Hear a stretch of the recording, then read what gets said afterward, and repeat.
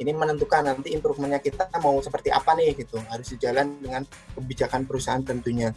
Kemudian yang penting juga persetujuan atasan. Jadi jangan sampai activity kita itu. Baik, ternyata dari penjelasan Pak Tabroni sama Pak Joko, Anaconda itu penting ya.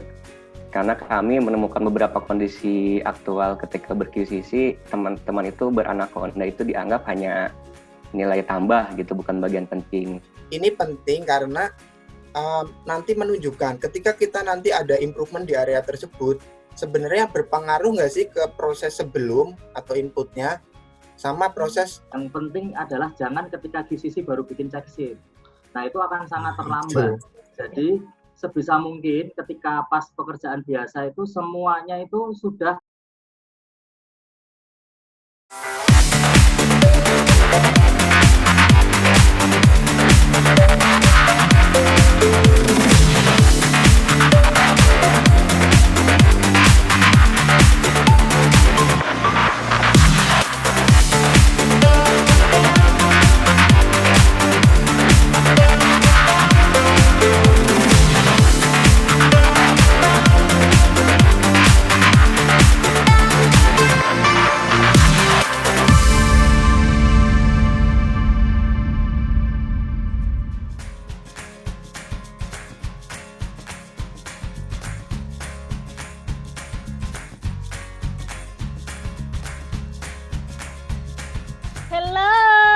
Sahabat Daihatsu, salam inovasi.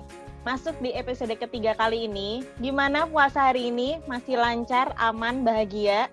Biar tetap semangat dan gak ngelamun mulu selama puasa, mending kamu sambil lihat webinar ini deh.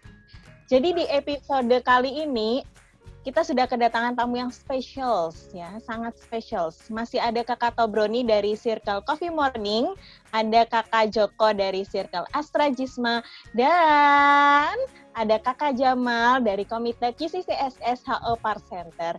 Hello everybody, say hi. Hai.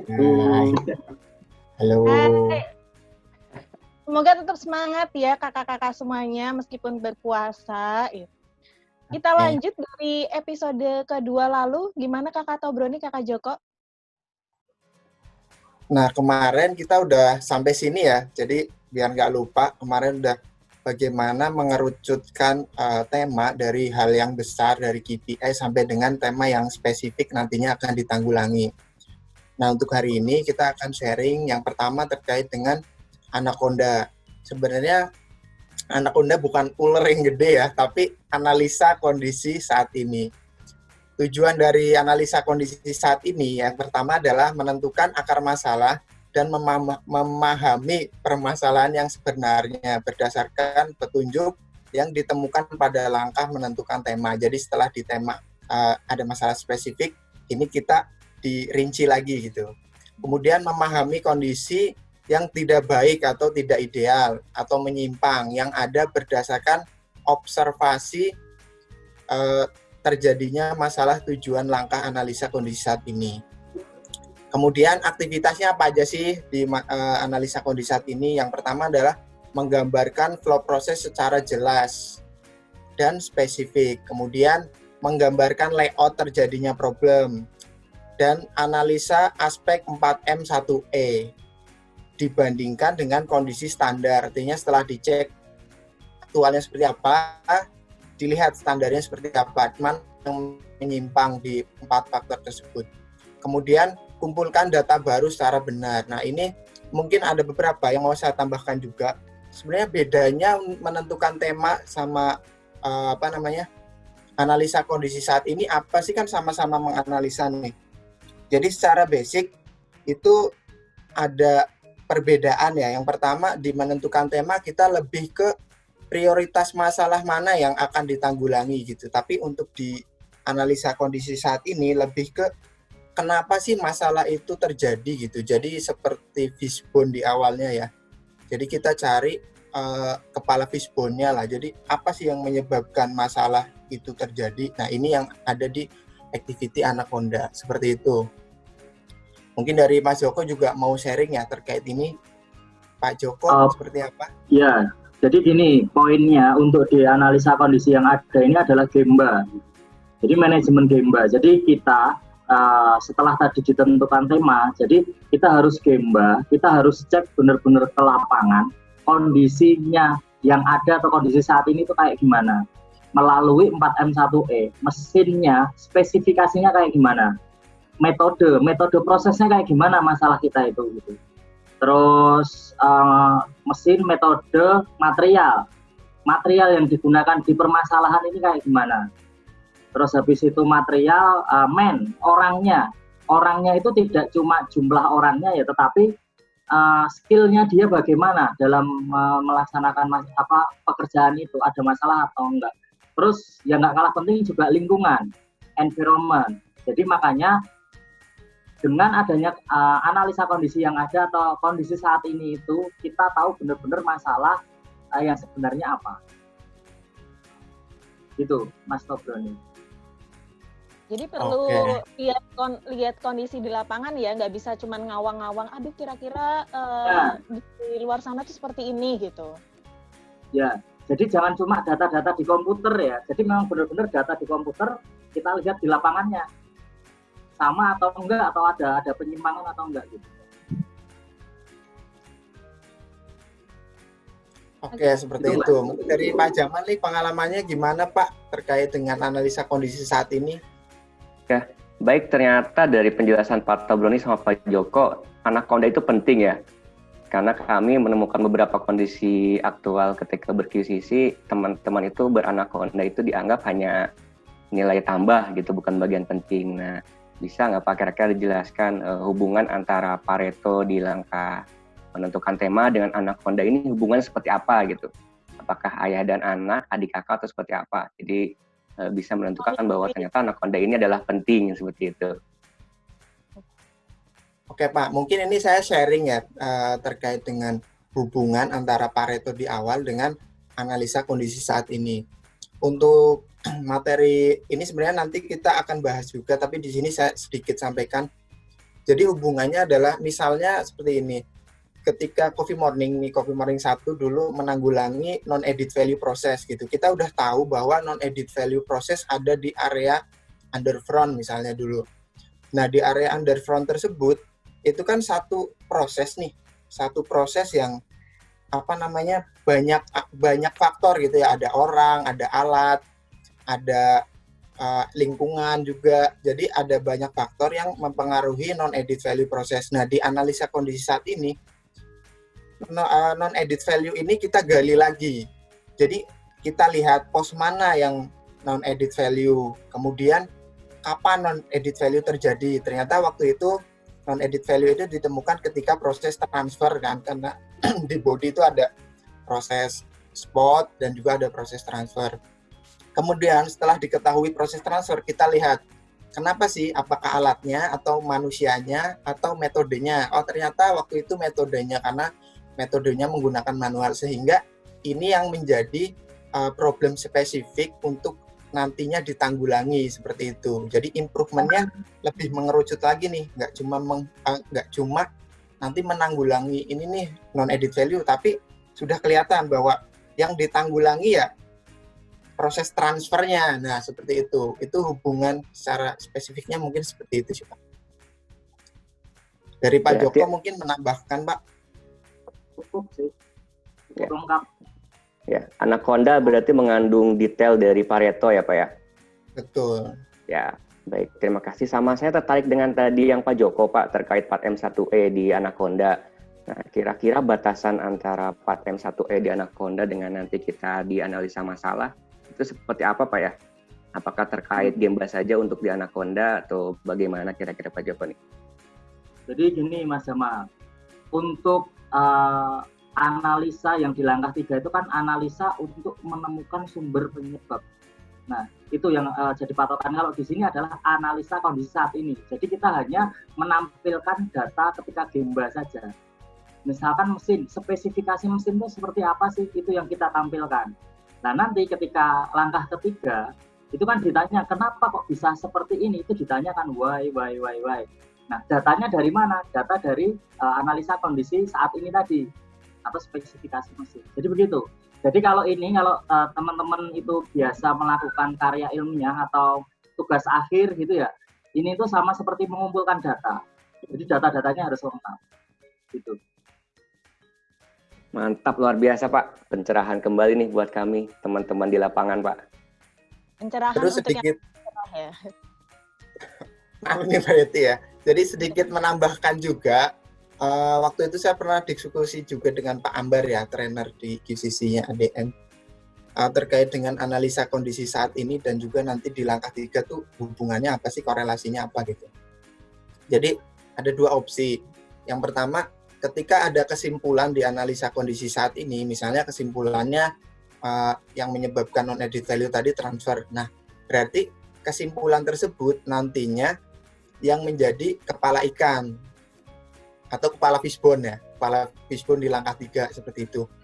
Jadi ya kesimpulannya terkait dengan problem gitu. Jadi nggak cuma kesimpulan kondisi saat ininya seperti apa, tapi itu menyatakan bahwa problem di area tersebut seperti apa. Kemudian opsi keduanya adalah kesimpulan di analisa kondisi saat ini itu bisa jadi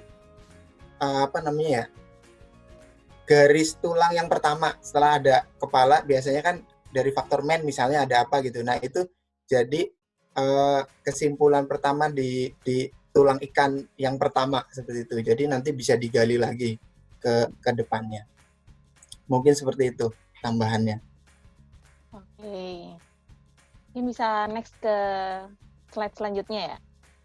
Oke, untuk slide selanjutnya ini adalah output ya, dari sebelumnya kita udah ngomongin membentuk tim seperti apa gitu prosesnya ya, kemudian memilih tema seperti apa. Nah ini contoh outputnya. Ini bukan berarti ini yang paling benar, tapi kita juga akan bahas kekurangannya di sini. Ini contoh output dari pembentukan tim. Yang pertama ada profil timnya, namanya, kemudian dari bagian mana, kemudian perusahaan ya, kalau pernah berprestasi dimasukin prestasinya apa. Kemudian juga metrik skillnya, baik skill yang skill di luar QCC maupun dari QCC assessment, dari workplace sama QCC skillnya seperti apa. Dan ini kurangnya salah satunya adalah belum ada struktur yang jelas gitu. Jadi kalau di sini kan baru ada tema leader, notulen, anggota. Nah, anggotanya ini ngapain aja sih, skillnya apa, belum dicantumkan seperti itu.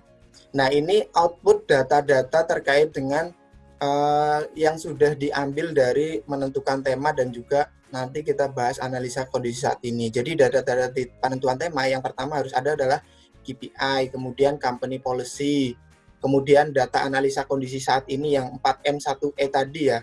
Jadi antara aktual dan idealnya itu dibandingkan. Kemudian tema yang diambil itu harus sejalan dengan KPI dan kebijakan perusahaan agar activity-nya tuh efektif gitu. Kemudian biar kita nyambung juga ya, nyambung gitu antara tema iya. sama.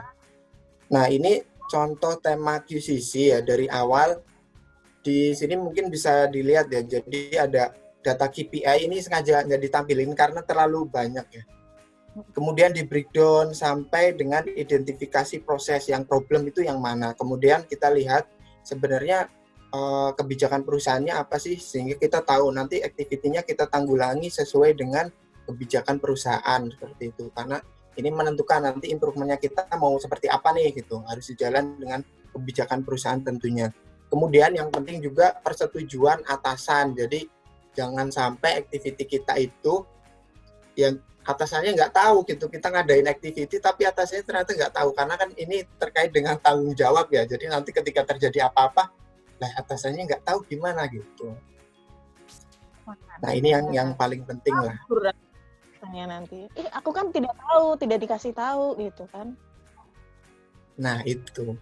Kemudian alasan pemilihan tema ini menunjukkan sebenarnya seberapa urgent sih masalah itu harus ditanggulangi seperti itu, dari segi safety, quality, cost, delivery itu dampaknya apa. Karena di langkah 1 ini yang paling penting adalah skala prioritas kan dari diagram Pareto yang udah kita buat.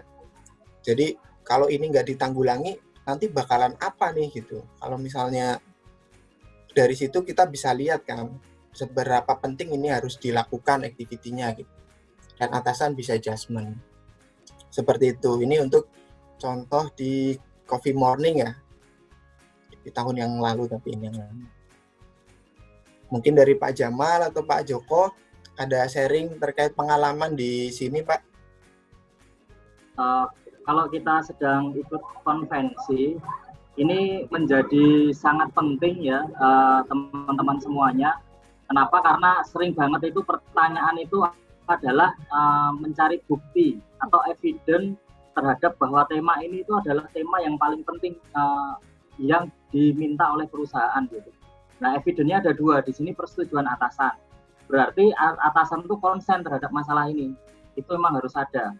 Terus yang kedua adalah di alasan penetapan tema tadi. Jangan lupa ini itu tidak cuma dari satu faktor, maksudnya dari faktor safety saja atau dari segi quality saja. Dari semua faktor kita petakan supaya kita tahu memang ini menjadi prioritas dan sangat penting. Dan ini harus ada teman-teman, agar nanti ketika kita ditanya evidence, kita bisa menjawab. Gitu. Harus ada ya ini berarti. Oke, harus ada. Nah, benar Mbak Heti. Kalau enggak berarti ngawur nih jangan-jangan. Kamu ngawur ya bikinnya. Mengada-ada. Drama gitu. Oke, saya lanjut ya, Pak. Nah, ini contoh untuk analisa kondisi saat ini, dimulai dari diagram SIPOC ya, supplier, input, proses, output, customer. Kita ada di mana sih gitu. Kebetulan di sini Coffee Morning waktu itu ada di proses, kemudian prosesnya di proses apa, kita breakdown lagi. Ini penting karena nanti menunjukkan ketika kita nanti ada improvement di area tersebut, sebenarnya berpengaruh nggak sih ke proses sebelum atau inputnya, sama proses outputnya, proses sesudah kita. Jadi untuk mengidentifikasi nanti ketika kita merubah di sini, mana lagi yang akan terpengaruh gitu. Apakah supply ke next prosesnya kita berpengaruh atau ketika kita menerima input yang berpengaruh gitu. Nah, kemudian kita breakdown lagi data-datanya, kita gambarkan flow prosesnya secara jelas, jadi biar ketahuan sebenarnya proses mana yang abnormal atau yang nggak sesuai standar. Nah, kita lihat di sini misalnya ada 5 pos yang memiliki flow proses atau memiliki waktu kerja yang tidak standar. Kemudian kita breakdown lagi, kita lihat nggak standarnya di mana. Contohnya ini di proses transfer dari jig 1 ke jig berikutnya, itu yang problem. Jadi kita lihat lagi nih, dari situ kita lihat lagi, kenapa sih itu abnormal? Apakah orangnya, ataukah materialnya, atau mesinnya? Seperti itu. Ini gambarannya sih. Di sini kita tunjukkan data-data abnormalnya seperti apa. Walaupun nggak semua ya, karena di makalah kita terbatas biasanya kan hanya 20, tapi tentunya kita ngelampirin juga data-datanya di attachment ya, biasanya disediakan. Artinya secara aktual di lapangan kita lakukan seperti itu. Jadi nulisnya tuh harus singkat, padat, jelas ya. Kalau enggak kamu kayak novel 100 halaman nanti. Nah itu, kita menghindari itu. Nanti juri mau nilai udah keburu bosen gitu.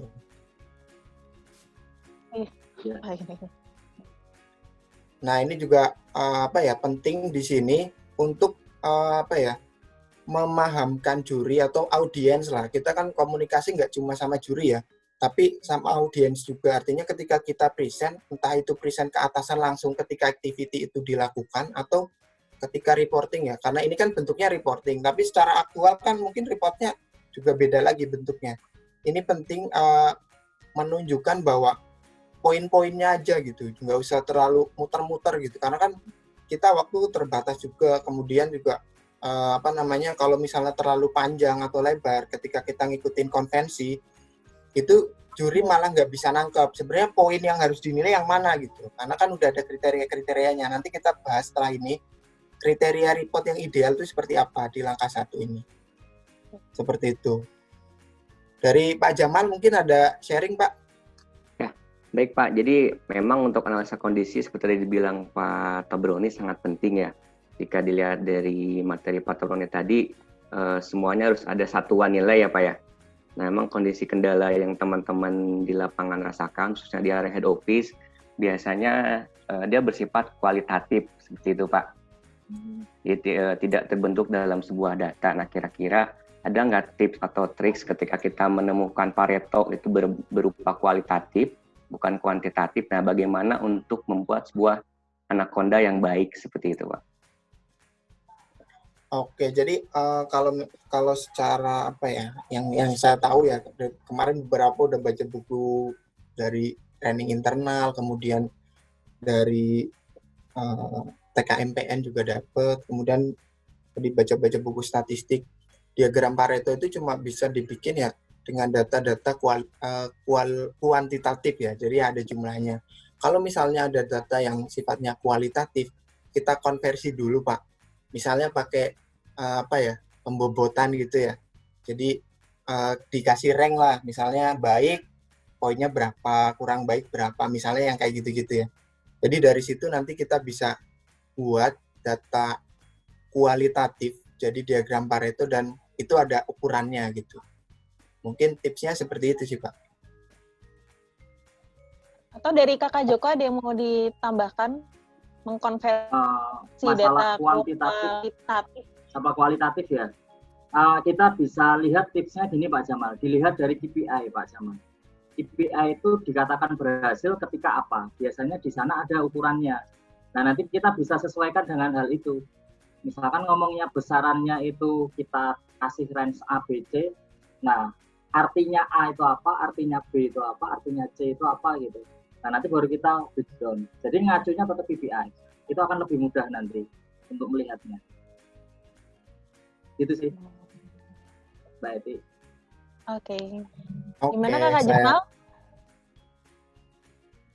Udah jelas ya? Sangat membantu. Sangat membantu. Oke, kita lanjut ya. Nah, kemudian ini idealnya report untuk langkah 1 ya. Jadi yang pertama, activity harus sesuai dengan kebijakan perusahaan dan juga KPI. Kemudian meninjau dari semua aspek mutu, eksekusi DM ya. Kemudian datanya lengkap, ada evidennya semua. Menjawab isu perusahaan, misalnya sekarang tuh lagi marak digitalisasi, ya kan, 4.0 dan lain sebagainya. Kemudian flow proses digambarkan dengan jelas, analisa mencakup 4M1E, didukung dengan data yang lengkap dan juga valid. Kemudian Pareto ditentukan dengan tepat. Jika masalah tersebut diselesaikan, maka operational excellence perusahaan meningkat. Artinya masalah itu berkorelasi langsung dengan KPI perusahaan. Kemudian adanya pengesahan dan komentar yang relevan dari atasan. Nah, ini sebenarnya ini agak-agak kuncian gitu. Kalau misalnya ngikutin konvensi, ya pakai ini aja. Nanti juri juga nilainya mirip-mirip lah pakai ini gitu. Jadi buat teman-teman yang nantinya mau ikut konvensi, ini bisa banget jadi evidence bikin report gitu.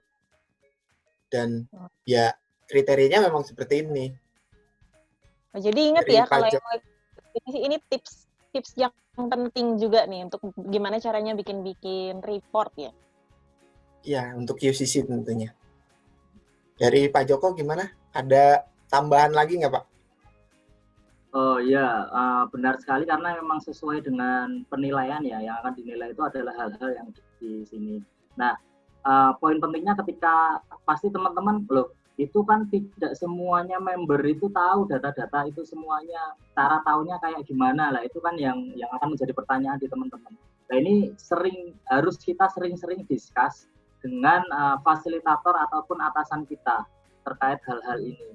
Karena data-data itu biasanya di teman-teman member itu masih kurang informasi. Jadi harus ada komunikasi dua arah. Sebisa mungkin jangan cuma di pertemuan QCC, tetapi juga harian, agar ketika QCC kita bisa melengkapi semua data yang ada di sini. Itu sih, Mbak. Ngobrol sambil makan gitu, sambil merokok di smoking area gitu. Gimana sih daripada gibahin tetangga coba ya kan Pak? Siapa yang traktir itu? Puasa Mbak Eti. Oh iya puasa Nggak tidak boleh. Puasa ya tidak boleh gibah, tolong. Silakan Pak. Nah, kemudian juga ada tips ya, waktu itu juga saya share sama sharing sama Astrajisma. Jadi Coffee Morning waktu masih belum bisa lah, belum pernah ikut tuh, kita minta ajarin juga ke Astrajisma waktu itu. Jadi salah satu tipsnya lagi adalah setelah kriteria standar ini terpenuhi, tambahin juga poin-poin plus yang mungkin itu dilakukan sama tim tapi nggak ada di kriteria gitu, tapi tetap aja kita masukin gitu. Itu jadi nilai tambah juga kalau misalnya juri menilai oh ternyata dia observasinya lebih dari yang standar loh gitu, itu juga bisa jadi nilai plus seperti itu. Oke, ini kita udah sharing cukup banyak ya, dari mulai objektif, outputnya apa, kemudian report yang ideal seperti apa. Nah mungkin ini setelah ini kita mau share terkait dengan tool yang bisa dipakai di menentukan tema dan juga bagaimana sih kita membuatnya gitu.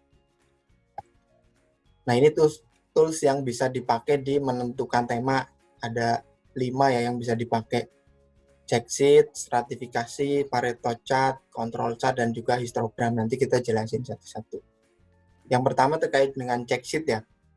Sebenarnya check sheet itu apa sih? Check sheet adalah suatu formulir dalam bentuk diagram atau tabel yang digunakan untuk mengumpulkan data dan memeriksa kondisi. Biasanya di Jalur ya, ini jadi tools utama lah buat memonitor data-data, karena kan sekarang kita masih manual ya. Mungkin kalau di assembling udah pakai digital, pakai tab. Mungkin di beberapa pas juga masih manual pakai kertas ya. Dan ini paling banyak dipakai di Jalur. Kemudian manfaatnya yaitu berguna memahami situasi yang sebenarnya untuk menganalisa persoalan, mengendalikan proses, mengambil keputusan, dan membuat rencana.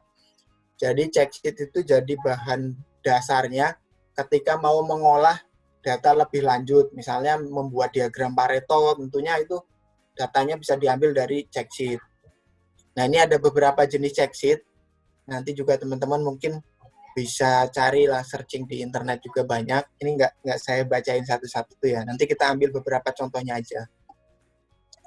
Nah ini contoh check sheet. Nah, mungkin kalau misalnya di welding kayak gini check sheet defect ya, jadi setiap ada temuan pecok misalnya tulis 1 gitu. Jadi nanti sehari di resume bisa dilihat tuh pecok, benjol, gelombang, crack misalnya ada berapa. Nah mungkin dari Pak Jamal nih di non teknik ya kebanyakan gimana Pak? Ada check sheet nggak Pak di HO nih Pak? Ya, memang di non teknik adalah kendala tadi Pak ya, bersifat kualitatif. Nah mungkin untuk kedepannya teman-teman di lapangan juga yang memang datanya kualitatif diusahakan membuat check sheet. Misalkan terkait berapa menit sih mereka melakukan kesalahan tersebut, atau berapa lama waktu yang dibutuhkan untuk melakukan pekerjaan A hingga tuntas, atau berapa jarak yang dibutuhkan untuk menempuh perjalanan dari titik A ke titik B. Nah, itu ternyata sangat penting pada kebutuhan check sheet ini. Jadi mau tidak mau, ya untuk teman-teman yang datanya bersifat kualitatif, selain tadi stratifikasi bisa menggunakan data check sheet. Jadi dimonitor days by days-nya atau step by step-nya. Yang seperti itu Pak Tebur ini ya untuk teman-teman yang di lapangan yang bersifat kualitatif. Jadi ternyata check sheet itu penting seperti itu. Kalau ngomongin check sheet itu yang penting adalah jangan ketika QCC baru bikin check sheet. Nah itu akan sangat terlambat. Jadi sebisa mungkin ketika pas pekerjaan biasa itu semuanya itu sudah terreport. Nah makanya bagaimana caranya ya kalau ada performa kita yang nggak bagus dan nggak ketahuan, ya segera bikin check sheet. Lebih bagus lagi digitalisasi, jadi sudah kita nggak butuh effort isi, dia bisa langsung otomatisasi dan digitalisasi. Dari mesin langsung ngirim informasi, itu akan lebih enak. Karena kalau baru QCC, baru kita membuat check sheet, itu waktunya akan membutuhkan waktu yang panjang. Itu sih. Jadi tipsnya adalah hariannya itu bikin dulu lah check sheet untuk semua performance, jadi biar lebih mudah ketika QCC. Ya, jangan bikin data kalau pas mau ikut QCC, baru bikin, baru nyari itu. Pengalaman Bu Eti ya? Bukan. Pengalaman teman-teman yang sekiranya belum tercerahkan hari ini ya. Oke ya, ini ada contoh-contoh check sheet ya. Dan mungkin yang paling banyak kalau kita di maksudnya di Jalur gitu, itu check sheet inspection. Jadi kita ngecek alat oke apa enggak, itu harian ya, bagian-bagiannya seperti apa gitu. Ini yang banyak banget dipakai sekarang. Nah, kemudian tools yang kedua untuk menentukan tema itu bisa menggunakan stratifikasi. Ketika kita ngumpulin data-data, biasanya masih acak ya, data-datanya ya udahlah kita ngumpulin data dulu, misalnya data KPI semua kita kumpulin. Nah, di stratifikasi ini definisinya adalah mengelompokkan data yang belum teratur menjadi kelompok data yang teratur berdasarkan kelompok sejenis yang lebih spesifik. Ini contoh mudahnya ya, kalau misalnya ke pasar gitu, yang buah-buah mungkin kan udah dipisah-pisahin tuh, mangga sama mangga ya kan, nggak campur-campur lah. Itu mempermudah kita ngeliat juga kan, mana yang sedikit, mana yang banyak gitu kan kuantitinya. Ini contoh-contoh mudahnya di luar. Manfaatnya yang pertama adalah mengetahui persoalan lebih terperinci, kemudian memperjelas pilihan dalam pemecahan masalah. Nah, tentunya ketika membuat diagram Pareto pun secara langsung ya kita membuat stratifikasi kan. Sebenarnya problem yang paling banyak ada di area mana misalnya. Itu bisa ketahuan nanti skala prioritas yang harus dipilih untuk dipecahkan gitu. Nah, ini contoh untuk stratifikasi ini di body ya. Misalnya temuan defect dari total 3.000 unit itu ditemukan 30 defect. Nah, kita stratifikasi sebenarnya unit apa saja yang terlibat, apakah van, pickup, atau unit yang lain gitu. Kemudian jalur mana aja, sehingga kita bisa mengetahui sebenarnya jalur mana atau unit apa sih yang paling banyak defect-nya. Nah, ini menjadi prioritas yang nantinya bisa ditanggulangi seperti itu. Nah, ini ada banyak contoh stratifikasi ya, dari mulai stratifikasi terkait material, mesin, sampai dengan pengukuran inspeksi dan lain-lain ya. Jadi nanti ini juga bisa di-searching atau nanti bisa kita share materinya secara langsung ke teman-teman. Oke, jadi sudah cukup ya episode kali ini. Kita bakalan lanjut ke next episode selanjutnya. Nah, gimana nih komennya Kak Jamal? Gimana perasaannya setelah join ke webinar series ini? Ya, terima kasih Cak Eti. Alhamdulillah perasaan hari ini senang dan bisa mendapatkan ilmu yang luar biasa untuk kami terapkan di area head office dan part center. Terima kasih Pak Joko dan juga Pak Tobroni, ilmunya luar biasa. Pada pagi ini saya mendapatkan banyak insight. Yang pertama adalah kuncinya, ternyata berkuisisi itu mudah ya. Jika, nah ada jikanya nih. Jika proses kontrol atau proses mengidentifikasi kualitas dari sebuah KPI yang kita laksanakan itu menjadi kerjaan rutinitas kita, seperti itu. Jadi jangan sampai seperti dibilang Pak Joko tadi, ketika ada berkuisisi baru dimonitoring kualitas pencapaian seperti apa. Harus menjadi sebuah kebiasaan. Nah, bagaimana mengontrolnya? Tadi dijelaskan Pak Tobroni ada beberapa tools. Check sheet. Check sheet itu harus menjadi sebuah budaya. Kontrollah pekerjaan Anda, nilailah semua aktivitasnya itu diukur dengan menggunakan check sheet. Lalu nanti distratifikasikan menggunakan tool stratifikasi. Nah, pada akhirnya kita bisa menentukan problem mana dari KPI tersebut yang menjadi problem utama menggunakan Pareto, seperti itu. Itu satu. Jadi harus menjadi budaya, kontrol kualitas atau identifikasi pencapaian KPI itu menjadi budaya kita sehari-hari. Kerjaan rutin sehingga berkuisisi itu mudah. Nah, yang kedua yang tidak kalah penting, untuk teman-teman yang menemukan problem, misalkan KPI saya achieve semua nih, bagaimana selanjutnya? Nah, tadi Pak Tobroni sudah menjelaskan dengan Pak Joko, ada bisnis proses. Nah, kira-kira dari KPI itu mana yang erat kaitannya dengan kebutuhan perusahaan saat ini? Bisnis prosesnya ada yang membutuhkan apa saat ini? Nah, kaitkan ke arah sana. Jadi cari yang paling mendekati bisnis proses yang dibutuhkan dengan kondisi saat ini. Jadi jangan khawatir lagi. Kalau kita yang achieve semua, cari mana yang paling mendekati bisnis proses kita yang dibutuhkan saat ini. Seperti itu. Nah, yang ketiga juga jangan khawatir jika kita sudah terbiasa menggunakan check sheet, mengidentifikasi pencapaian KPI, rasanya hal-hal yang bersifat kualitatif itu akan menjadi sebuah kuantitatif. Seperti itu. Nah, tadi ada tips dari Pak Joko dan Pak Tobroni. Kualitatif itu akan menjadi kuantitatif jika kita kaitkan lagi dengan KPI kita. Karena yang namanya KPI itu pasti ada nilai kuantitatifnya. Ketika kita bilang achieve-nya berapa nilainya, berapa menit waktunya, berapa sentimeter misalkan panjangnya seperti itu, atau berapa orang yang bekerja di area itu. Itu yang ketiga. Nah, yang keempat juga yang tidak kalah penting ini adalah analisa kondisi dari dari Pareto yang sudah kita temukan itu, buatlah analisa kondisi. Ini sangat penting ternyata. Kita mempunyai Pareto, identifikasi lagi kondisi saat ini, apa yang mempengaruhi Pareto kita tadi, seperti itu, pakai M1E-nya. Jadi jangan dianggap lagi Anaconda ini hanya sebagai pendamping saja, karena ini merupakan jembatan dari tema di Pareto langkah 1 dengan langkah-langkah berikutnya. Nah, luar biasa sekali, hari ini saya mendapatkan banyak ilmu. Mudah-mudahan kedepannya teman-teman head office dan pasenter khususnya, dan teman-teman ADM lainnya yang belum berkesempatan seperti Pak Joko dan Pak Tabroni bisa mengikuti jejak-jejak beliau-beliau ini sebagai juara. Sekali lagi terima kasih CETI, Pak Joko, Pak Tabroni, dan Komite QCSS ADM atas kesempatannya. Good luck untuk selanjutnya. Yeay, terima kasih Kakak Jamal. Kita tunggu di kedatangannya lagi ya di ADM Winners ini. Jadi teman-teman semuanya tadi juga udah banyak banget ilmu-ilmu yang dikasih. Semoga mencerahkan kamu yang belum cerah. Semoga kamu yang sudah cerah kembali lagi semakin cerah. Jadi jangan lupa kalau punya pertanyaan, tulis aja di kolom komentar YouTube channel Aiker ADM biar kami jawab di episode selanjutnya.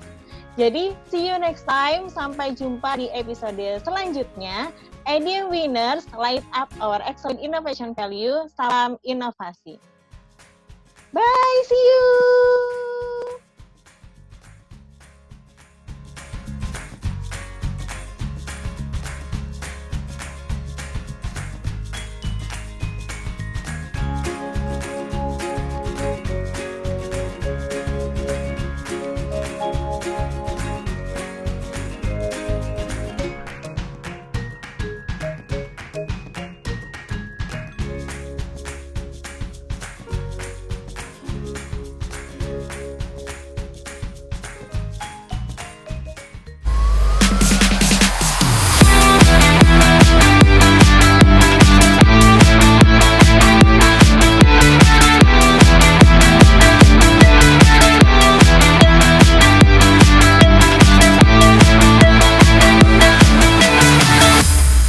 Daihatsu, sahabatku.